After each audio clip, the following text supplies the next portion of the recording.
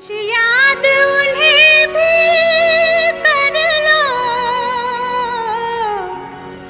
जो लौट के घर ना आए, जो लौट के घर ना आए। दोस्तों आज 7 जुलाई है और आज का दिन याद करने का है उन बलिदानियों को जिनके कारण आप पिछली रात चैन की नींद सो सके। आप ही नहीं, आपका परिवार, आपका गली मोहल्ला, आपका गांव, आपका शहर, यहां तक कि पूरा देश यदि खुशहाल है तो उन शहीदों के कारण जिन्हें हम याद करने जा रहे हैं। जी हां दोस्तों, हम बात कर रहे हैं कैप्टन विक्रम बत्रा की, जिनका बलिदान 7 जुलाई 1999 को हुआ था। कैप्टन बत्रा ही नहीं, इस युद्ध में भारत के 490 जवान वीर गति को प्राप्त हुए। कारगिल लद्दाख में स्थित एक छोटा सा सुंदर सा कस्बा है। इसके चारों ओर पहाड़ है और इसको नदियों ने घेरा हुआ है। श्रीनगर से इसकी दूरी 205 किलोमीटर है। श्रीनगर से लेह जाने वाला राष्ट्रीय राजमार्ग NH1 यहीं से गुजरता है, अर्थात लद्दाख की लाइफलाइन NH1 कारगिल से होकर गुजरता है। और पाकिस्तान की यह साजिश थी कि इस हाईवे को काटकर लद्दाख को देश से काट दिया जाए, जिससे कि सियाचिन ग्लेशियर पर बैठी हुई भारतीय सेना अलग थलग पड़ जाए और सियाचिन ग्लेशियर पर से भारत को अपना अधिकार छोड़ना पड़े। और इसलिए पाकिस्तानी सेना ने कारगिल के आसपास की ऊंची ऊंची चोटियों पर 1999 की शुरुआत से ही धीरे धीरे इन्फिल्ट्रेशन शुरू कर दिया। वहां पर रात्रि का तापमान बहुत नीचे चला जाता है, बर्फ जमने के बिंदु से भी 48 से 54 डिग्री फ़ारेनहाइट नीचे। इन चोटियों की औसत ऊंचाई समुद्र से 5000 मीटर है, लेकिन सबसे ऊंची चोटी 5485 मीटर ऊंची थी। पाकिस्तानी सेना मुजाहिदीनों के वेश में आई, अर्थात सेना की यूनिफॉर्म का उपयोग नहीं किया गया। पाकिस्तान की सेना ने कुल 130 चोटियों पर इस प्रकार से अपना कब्जा जमा लिया। इनमें से किसी का नाम टाइगर हिल, किसी का तोलोलिंग, तो किसी का पॉइंट 5140, तो किसी का पॉइंट 4875 है। यह पाकिस्तानी सैनिक साथ में light machine gun, heavy machine gun और छोटे हथियार, rocket launcher, anti aircraft gun साथ में लेके आए। साथ में ठंड में रहने लायक सामान जैसे कि कंबल, gas stove, chocolate, dry fruits इत्यादि की रसद भी पर्याप्त मात्रा में अपने साथ में लेके आए। बर्फीले समय में तो इंडियन आर्मी को पाकिस्तानी घुसपैठ की जानकारी नहीं मिल पाई, लेकिन जैसे जैसे बर्फ पिघलती गई तो स्थानीय चारागाहों ने इंडियन आर्मी को घुसपैठियों के बारे में जानकारी दी। भारतीय सेना ने शुरुआत में तो यह समझा कि कुछ आतंकवादी घुस आए हैं और इसलिए कैप्टन सौरभ कालिया अपनी छोटी सी टुकड़ी लेकर गश्त पर निकले और ऊंची चोटियों पर बैठे पाकिस्तानी सैनिकों का आसान निशाना बन गए। भारतीय सेना के प्रमुख जनरल VP मलिक उस समय पोलैंड का दौरा कर रहे थे और 12 मई को उनको यह सूचना दी गई कि कुछ घुसपैठिया कारगिल की चोटियों पर बैठे हुए हैं। लेकिन 15 में आते आते घुसपैठियों की संख्या का अनुमान 250 तक बढ़ गए और 21 में आते आते इंडियन आर्मी को यह पुख्ता जानकारी मिल गई कि कारगिल की चोटियों पर 100-200 नहीं, कम से कम 1000 पाकिस्तानी सैनिक मोर्चा जमा कर बैठे हुए हैं और नेशनल हाईवे नंबर 1 को किसी भी समय बंद किया जा सकता है, जिससे कि लद्दाख का दम घुट सकता है। पाकिस्तानी आर्मी के घुसपैठियों के पास छोटे हथियार नहीं बल्कि आर्टिलरी और एंटी एयरक्राफ्ट गन भी थी। लेह लद्दाख की जीवन रेखा को सुरक्षित रखने और पाकिस्तानी घुसपैठियों को खदेड़ने के लिए इंडियन आर्मी ने ऑपरेशन विजय चालू किया। लेकिन इस समय कैप्टन बत्रा और उनकी बटालियन अर्थात 13 JN के राइफल वॉर जोन में नहीं थे। उनकी बटालियन उस समय सोपोर में थी और काउंटर इंसर्जेंसी अर्थात आतंकवादी विरोधी ऑपरेशन में लगी हुई थी। आपको बताते चले कि प्रत्येक बटालियन को कुछ ही समय के लिए आतंकवादी प्रभावित क्षेत्र में रखा जाता है और उसके बाद उसे पीस एरिया में भेज दिया जाता है। जब सोपोर में 13 JN के राइफल की जगह दूसरी यूनिट को तैनात किया गया तो 13 JN को यूपी के शाहजहांपुर में जाने का आदेश हुआ। 5 जून को तो battalion commander Yogesh Kumar Joshi UP के शाहजहांपुर पहुंच भी गए, लेकिन तभी उन्हें आदेश मिला कि बटालियन को शाहजहांपुर नहीं कारगिल जिला के द्रास में मूव होना है। द्रास में 13 JN का काम था कि वह सेकेंड राजपूताना राइफल्स को सपोर्ट करे और सेकेंड राजपूताना राइफल्स को यह महत्वपूर्ण जिम्मेदारी सौंपी गई थी कि वह तोलोलिंग की पहाड़ी पर कब्जा करे। 13 जून को सेकेंड राजपूताना राइफल ने तोलोलिंग की पहाड़ी से पाकिस्तानी सेना को खदेड़ दिया और 13 जून को ही द्रास से मार्च करते हुए 13 JN के राइफल्स की अल्फा कंपनी ने तोलोलिंग की रक्षा की जिम्मेदारी संभाल ली और 17 जून को विक्रम बत्रा की यूनिट को यह आदेश दिया कि वह पॉइंट 5140 को कैप्चर करे। यह काम 17 की रात को ही शुरू हो गया, जब .5140 की तलहटी में स्थित रॉकी नॉब पर विक्रम बत्रा की डेल्टा कंपनी ने कब्जा कर लिया। रॉकी नॉब .5140 से 800 मीटर दूर था, लेकिन अब यह 800 मीटर बहुत मुश्किल थे, क्योंकि दुश्मन ऊंची चोटियों पर था और ऊपर से उसको फायर करना भी सरल था और नीचे भारतीय सेना की पोजीशन उसे साफ साफ दिखाई दे रही थी। 19 जून की रात को 8:30 बजे से ऑपरेशन की शुरुआत हुई। भारतीय सेना की आर्टिलरी ने दुश्मन पर गोलाबारी शुरू की। आधी रात के बाद अर्थात 20 जून की शुरुआत से ही बटालियन की 2 कंपनी ब्रावो और डेल्टा ने लेफ्ट और राइट फ्लैंक से .5140 पर चढ़ना शुरू किया। टारगेट से 100 मीटर दूरी तक पहुंचने के बाद भारतीय तोपखाने ने गोलाबारी बंद कर दी, क्योंकि अब गोले भारतीय सैनिकों पर भी गिर सकते थे। इस समय रात के लगभग 3:15 हुए थे। गोलीबारी रुकने के बाद बहुत तेजी से कार्रवाई करना जरूरी थी, क्योंकि अब दुश्मन के ऊपर सप्रेसिंग फायर नहीं था और वह गोलीबारी कर सकता था।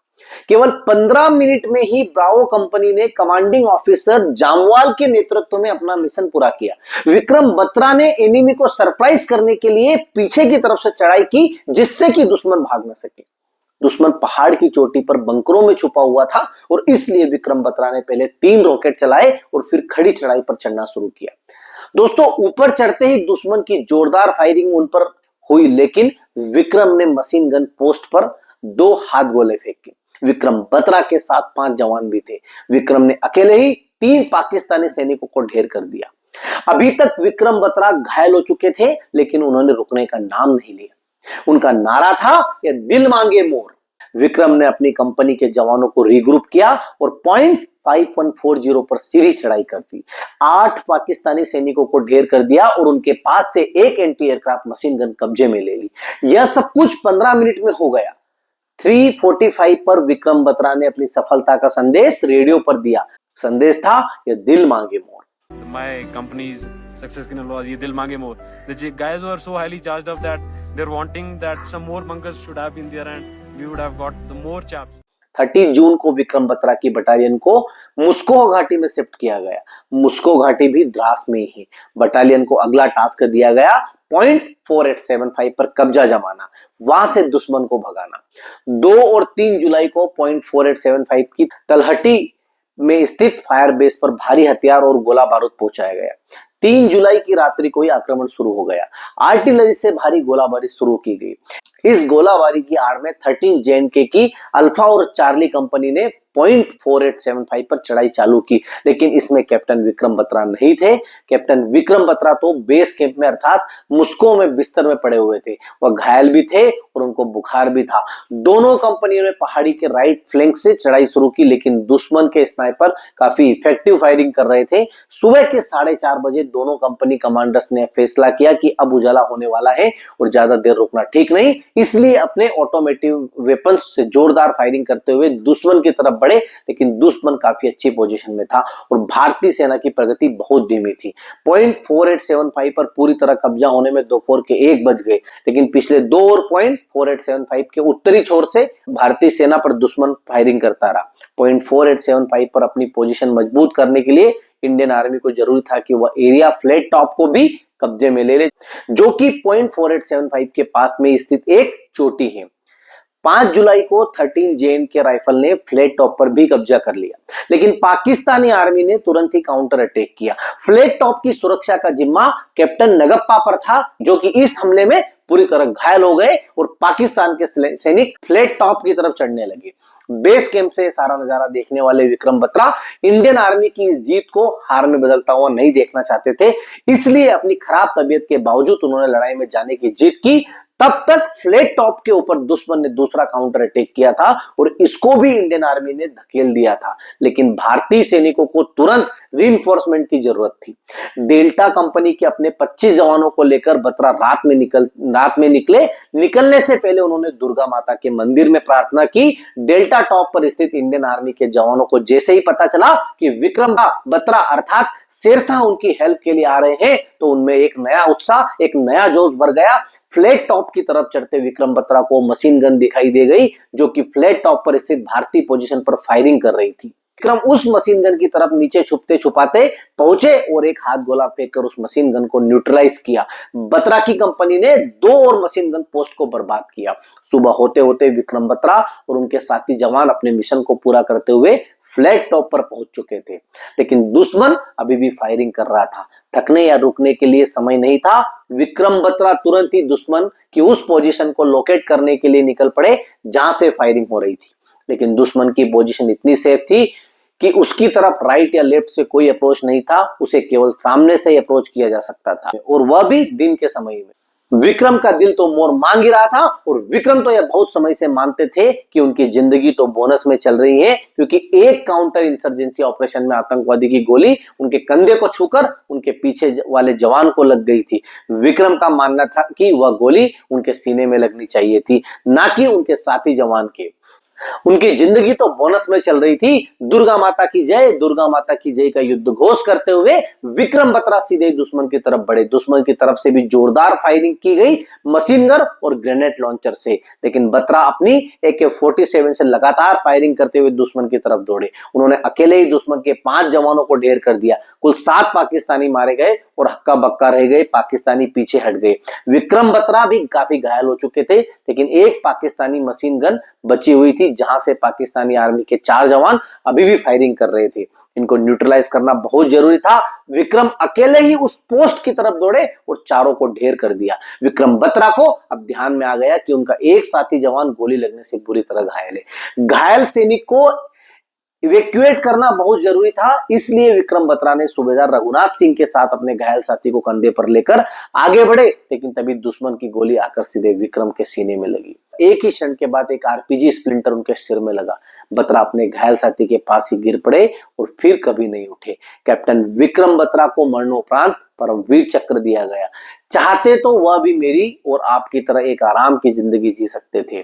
ग्रेजुएशन कंप्लीट होने से पहले ही उन्हें हांगकांग की एक मल्टीनेशनल कंपनी में लाखों का जॉब ऑफर किया गया था, लेकिन विक्रम ने इस पैकेज के प्रलोभन को ठोकर मारकर देश की सेवा करने की ठान ली थी। उन्हीं के शब्दों में कहें तो उन्हें कुछ बड़ा कर गुजरना था, कुछ खास, कुछ ऐसा जिससे देश का नाम हो। उन्होंने CDS की तैयारी की और एग्जाम बड़ी खूबी से क्लियर भी कर ली। फिर सर्विस सिलेक्शन बोर्ड में भी उनका सिलेक्शन हो गया और देहरादून इंडियन मिलिट्री एकेडमी में भर्ती होकर IMA में भर्ती होकर भारतीय सेना के अफसर बने। पढ़ाई में तो विक्रम बत्रा ब्रिलियंट थे ही, बहुत अच्छे टेबल टेनिस प्लेयर भी थे। उन्होंने NCC के एयर विंग में C सर्टिफिकेट किया, रिपब्लिकन परेड भी ज्वाइन कर चुके थे। विक्रम के परिवार में उनके छोटे भाई हैं जिनका नाम विशाल है, जो विक्रम से 14 मिनट छोटे हैं, अर्थात विक्रम जुड़वा भाइयों में बड़े भाई हैं। बचपन में इन भाइयों को लवकुश कहकर पुकारा जाता था। विक्रम के पिताजी गिरधारी लाल बत्रा स्कूल प्रिंसिपल रहे हैं और उनकी माताजी भी स्कूल में टीचर रही हैं। विक्रम की 2 बहनें भी हैं। विक्रम बत्रा की कहानी तो हमने आपको बता दी, लेकिन कारगिल युद्ध में उनके साथ भारतीय सेना के 490 जवान, 490 जवान वीर गति को प्राप्त हुए।